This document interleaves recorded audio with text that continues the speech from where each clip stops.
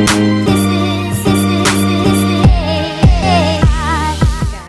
good morning! Pasensya na kayo sa buhok ko. Ang ganda ng araw. Good morning sa inyong lahat. Super thank God dahil weekend. Wala si Kim ngayon. Nasa work na siya. Back to work siya. Medyo okay naman na daw yung pakiramdam niya. Kanina, nung gumising tayo, nagload na tayo agad ng mga laundries. So, natapos na yung first na load natin kanina. So, andito na sila ngayon sa dryer. And then, ito yung second na ano. And then, next na ilo-load natin mamaya is yung sheets namin. Yan. Yeah. So, how are you? Kumusta kayo, guys? Masaya ba ang inyong weekend? Hope you guys are having a wonderful weekend right now. Maaraw dito ngayon sa Vancouver. And you know, surprisingly, ngayong week na to, buong week na to, sobrang ganda ng araw. Like, sobrang nakakapanibago talaga. Ayan. If nakikita niya, ayan, may mga ano dyan. But anyways, yes, super ganda ng araw ngayon. Wala naman tayong major na plano for today, no? Or this weekend. Siguro bukas magsisimba lang kami. Pero for today, dahil nga work si Kim, and sobrang naging busy kami the past few days. Dahil nga, ewan ko kung sino nakapanood sa inyo. But yes, may mga emergency moments kami sa hospital dahil sa condition ni Kim. So, yun na nga, nag-spinal tap siya and everything and all. And so, medyo na-pause yung mga gawain namin sa bahay because hindi siya pwedeng maggalaw-galaw and everything, and kailangan ko siyang asikasuhin. And every time may kailangan takbuhin sa labas or anything, hindi siya pwedeng makapag-drive. So, ako yung nagda-drive. And ngayon lang talaga medyo naka-recover. So, kaya bumalik na siya sa work. But still, we're still waiting for nag-aantay pa rin naman kami ng available or schedule niya for neuro. But, yes, better na yung pakiramdam niya compared last time. And hopefully, tuloy-tuloy na. Kasi mahirap naman, no? Pag may condition ka or may nararamdaman ka, uuwi sila ng Pilipinas. No? Magbabakasyon sila, yung family niya. And siya, hindi ako kasama. But yes. Anyways, guys, tingnan nyo naman, ang ganda ng araw, ang clear ng skies, and look at that. Beautiful. Sunny Vancouver.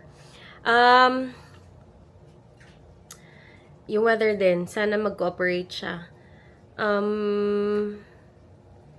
Yun lang naman, wala ako masyadong kwento. Gagawa lang ako ng kape ngayon kasi wala pa namang ibang nagaganap or anything like that. Aantayin ko na lang yung pag-uwi ni Kim. Pero, the meantime na wala pa siya, yun, galaw-galaw tayo sa bahay. Kasi, for sure, magiging busy na naman tayo. Alright? Okay. Nandito na si Kim, guys. And then, natapos na natin yung dalawang loads na mga damit. And then, na-load ko na yung cover nito. Pero, yung mga underwear and namin, towels namin, hindi pa na-load. So, siguro, ngayon, ilo-load ko na siya. Pina-rest ko lang ng konti yung washer. Pero, may nakasal lang dun sa dryer. Kaya, I mean, yun yung namin, ibang mga damit namin.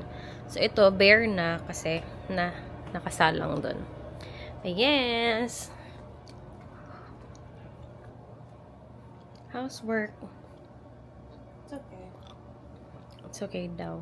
Guys, tignan nyo. Ang ganda ng araw. Ay, medyo nag-aano siya. Teka lang. Oh, diba? Ganda ng araw. Very clear skies. Thank you, Lord. So, right now, we are just gonna go to Superstore because I'm craving vegetables. And yeah, so we're gonna buy some veggies to cook for tonight. And then that's it because I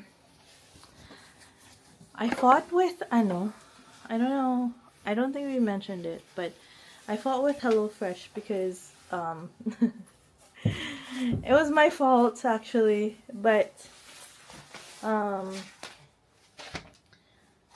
we accidentally ordered a box of HelloFresh for this week because I forgot to cancel it. And I requested for it to be canceled and refunded kasi hindi pa naman na-ship. And then sabi nila, oh, we can't do that because the order's been placed already, and yeah, but you guys didn't ship it yet.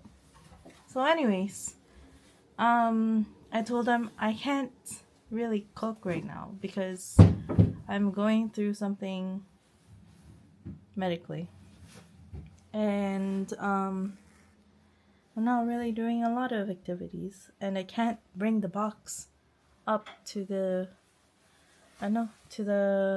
what's it called? To the apartment.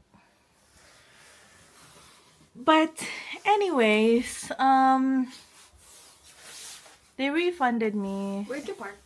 sa labas, sa back. Can we, this one? Yeah. They refunded me, and then they still sent the box anyways.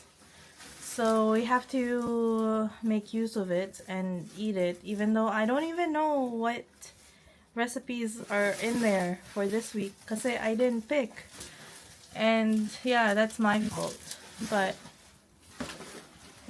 I just canceled our subscription anyways because we haven't been ordering there. So yeah. Okay.